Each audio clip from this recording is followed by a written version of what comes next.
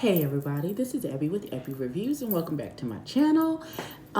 This is going to serve as your review for, oh wait, where did my notes start? Here. Dragula, Season 3, Episode 3, Monsters of Rock.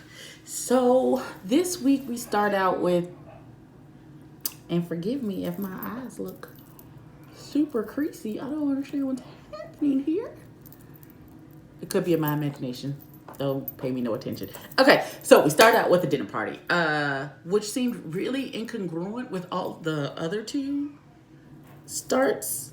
Because it's like, wait, this is not scary. It's a weird-ass dinner party with a bunch of people standing around chit-chatting and having drinks. And then bing bong, there's a knock at the door. Even though they rang the doorbell. And the Boulay brothers come out and they're giving very demon Faye Dunaway. Y'all remember that? I'm really gonna date myself. That famous picture of Faye Dunaway after the Oscars, and she's in that silk dressing gown by the pool. Demon version of that. That's the kind of tease. I said demon Faye Dunaway, super cute, pink demon Barbie is what they're giving, with pink contact lenses where mines are gray, except where the gray is, it would be pink, which was really off-putting and kind of cute too.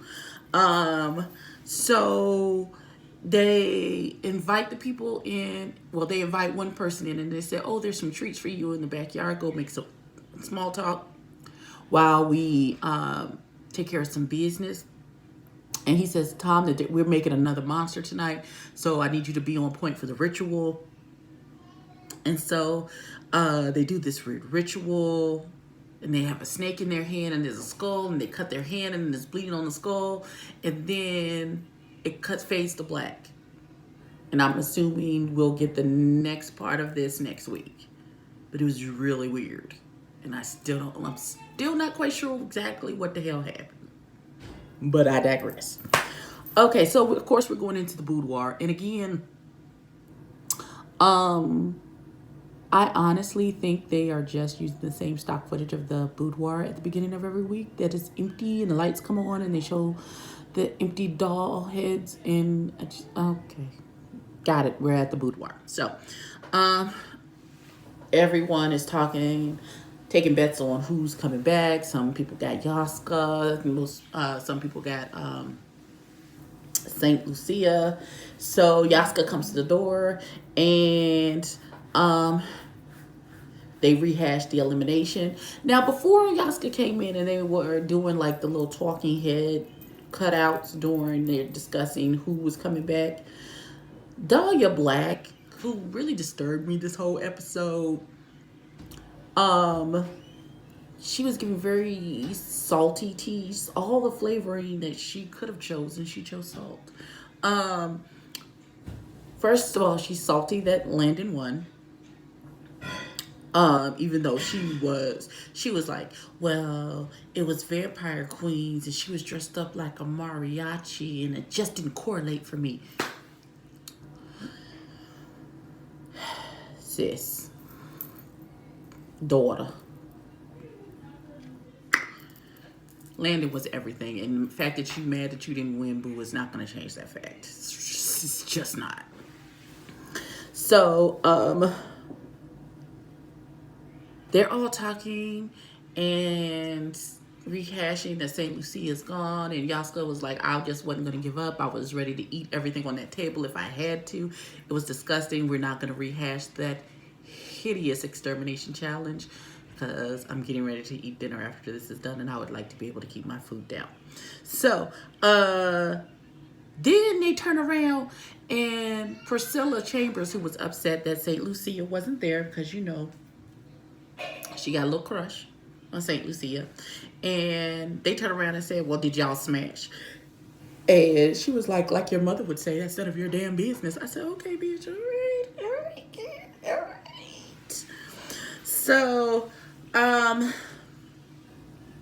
Priscilla Chambers is really mad that Maxi Glamour was safe and partially, 90% of this, I'm assuming, is because St. Lucia went home instead, and I guess they can only keep one black person, and if that was somebody going to be kept, if she wanted it to be St. Lucia because she wanted to smash, would be my guess. But you mad that Maxi Glamour was safe, even though Maxi Glamour got a lot of high marks, even though the way they cut the floor show last week, we can't tell who actually did what or what their floor show or what their presentation actually looked like.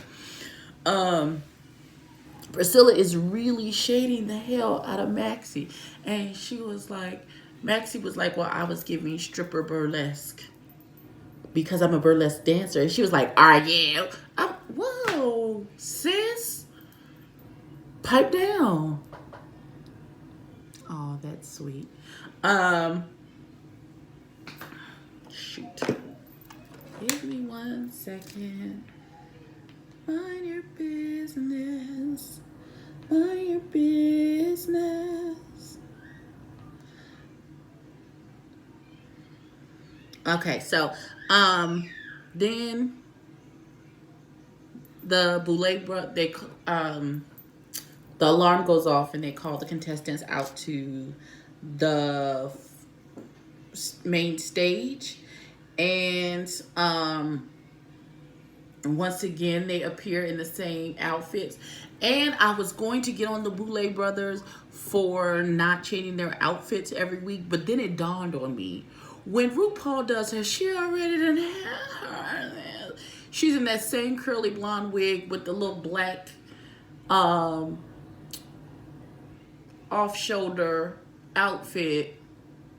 So I'm assuming that they're incorporating that, so that's less changes of outfits that they have to do. So I'm assuming that they filmed all of their intros of what an assignment, giving out the assignment for the week while they were in that get up for one. They did one day and they just did all of them, and so they wouldn't have to continue changing outfits every week, is what would be my guess. Mind your business. Okay, I'm sorry. So this is going to be a legacy challenge, which means that they've done it before, which is a great name for it, and I hope RuPaul picks that up, because clearly the Snatch Game is a legacy challenge. They do it every season. So I'm assuming that the Monsters of Rock is going to be a legacy challenge where they do it every season. And that's where they break the team, the girls and guys up into two teams, and they have a rock performance for the floor show. So the first team is Eva Destruction, Dahlia Black, Maxi Glamour, and Priscilla Chambers. And the other group is with Eva Destruction being their the lead singer. And then the other group is Madeline Hatter, Hollow Eve, Yoskova,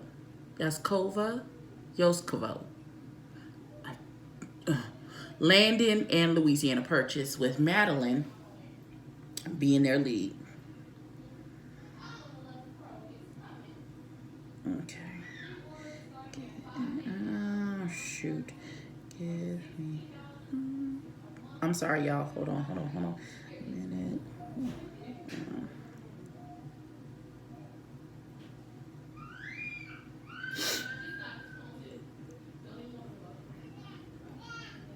Okay.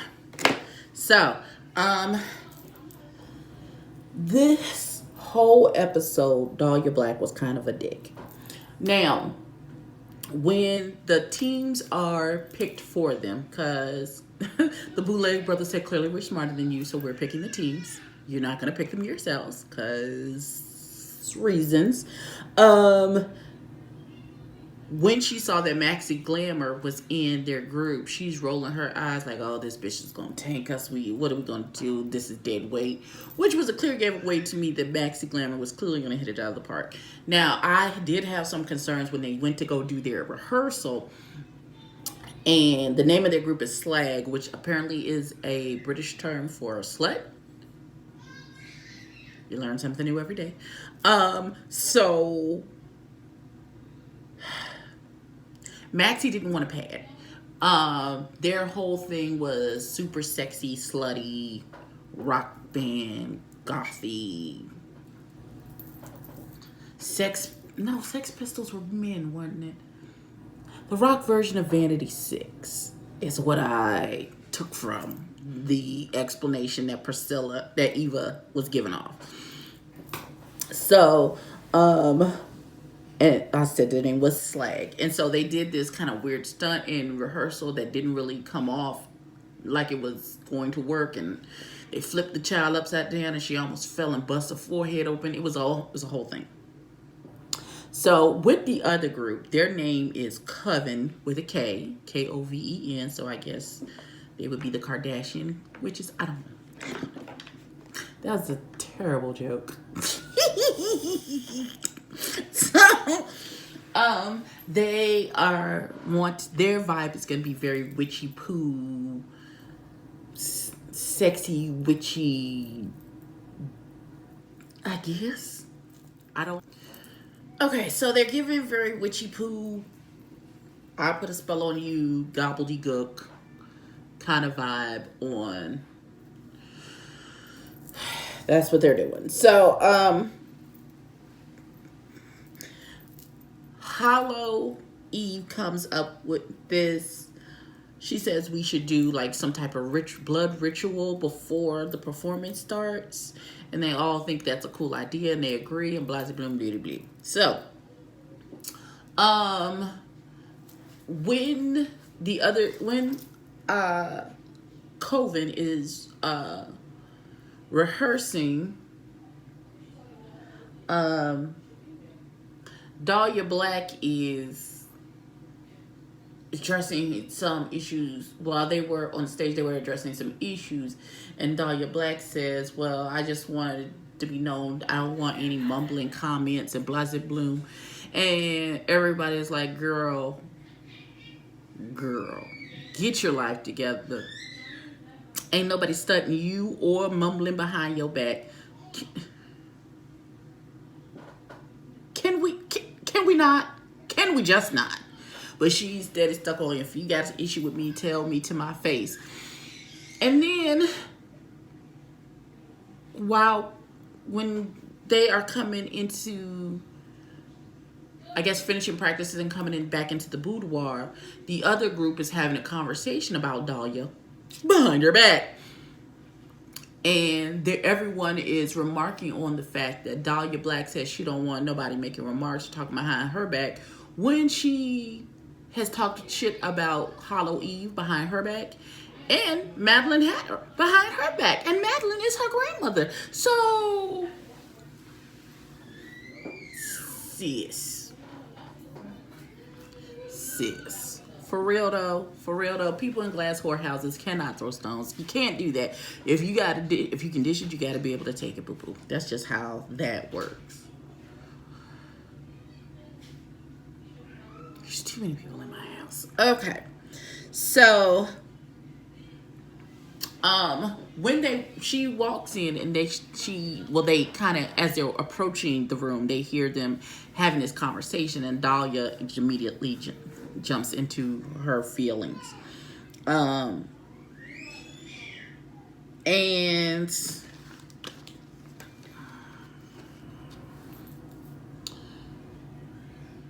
they don't say anything because Coven actually has to go out to rehearsal, but Dahlia is now immediately into her feelings because she's the victim. Or she perceives herself to be the victim, even though she has done exactly that, the same thing to other people. It's only a problem because people are doing it to her.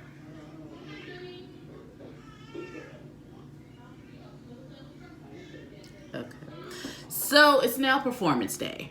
And so Dahlia Black, being the big victim and make it about me person that she is, decides to pull Madeline to the side, her grandmother, and tries to weaponize her white woman tears against Madeline, saying that her feelings were hurt and what do you mean? And what did I say? Because you know I would never say anything about you because we're family and I love you and blah, blah, blah, blah, blah, blah.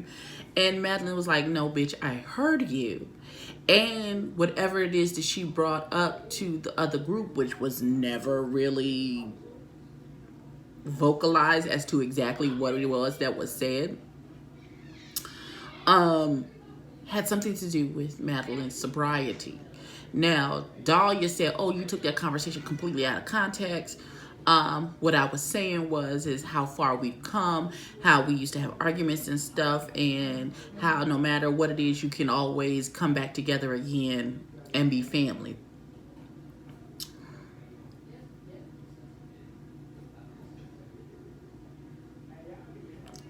Okay.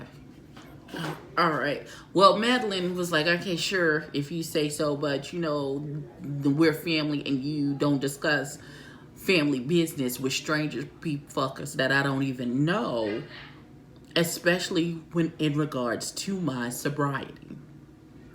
Now, Madeline hints at an incident that happened where she broke Dahlia's trust, I guess when she was active in her addiction, and that they have come a long way since then, but I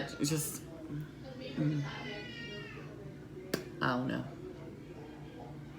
I don't know, something. I'm sure this is going to come up again. We just gonna have to wait on it. So, Landon Sider has this, is talking about this hat that she made. And I called it, she made a Puss in Boots hat. It was badass. It was really badass. So they have to do these two different looks. One for their like runway and one for the actual lip sync performance of the rock song. Also, this is just Ebony as a person. I really want them to stop with the fake alarm going off when everybody's half dressed. Talk about the floor show is getting ready to start. The floor show is never really getting ready to start. This is not causing this drama. We're looking at you like you're stupid. Why you got these people running around like a chicken with their head cut off when we know everybody's going to be perfectly dressed and outfitted by the time they get to the floor show and their runway and shit. So why this fake alarm going off when everybody is half dressed with one eyebrow on is beyond me. So the Boulay brothers come out and they are serving very much Demon Pamela Anderson My Little Pony teas. That's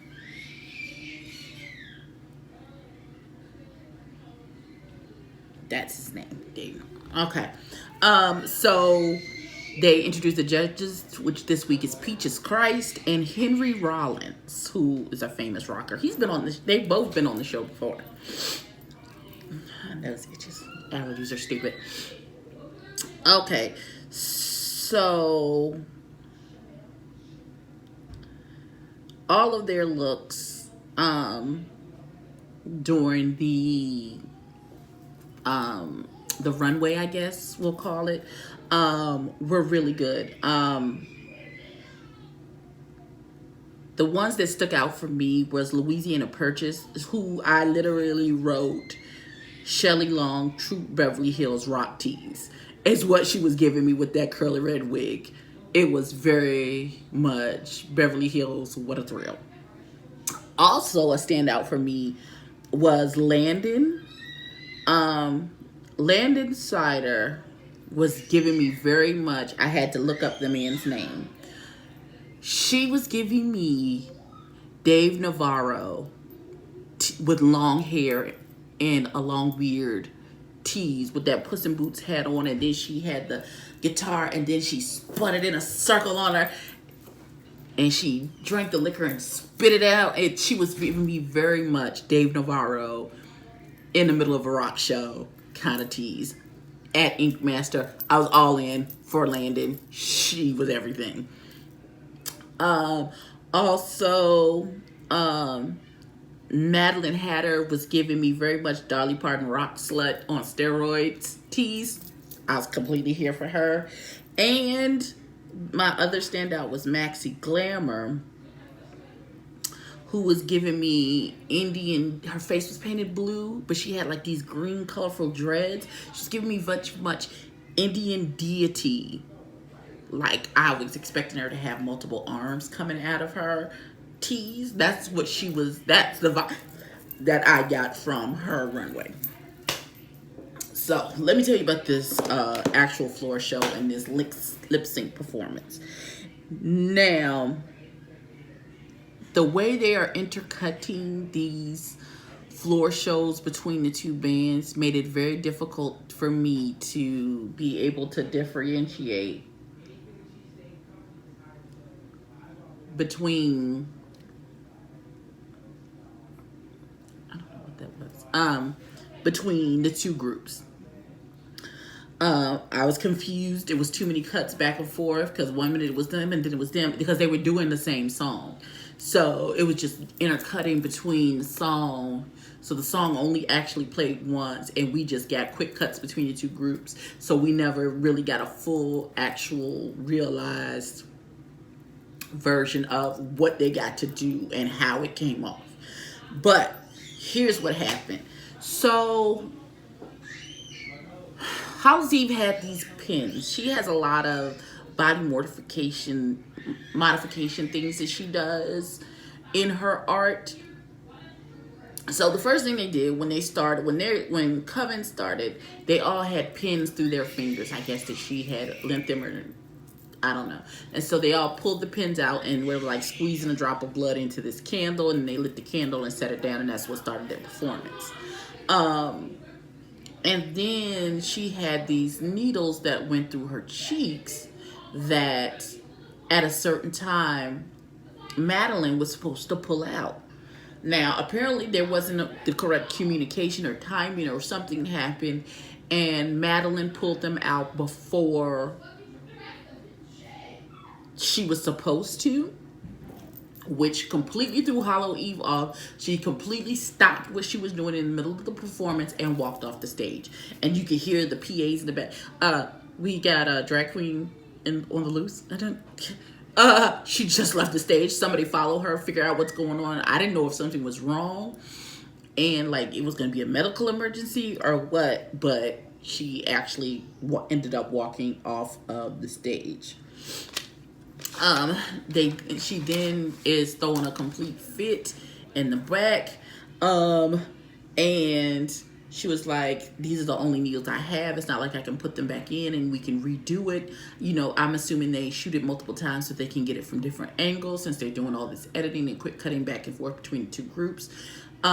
So she's like, I don't want to stick dirty needles back in her face, but she does it anyway. Which,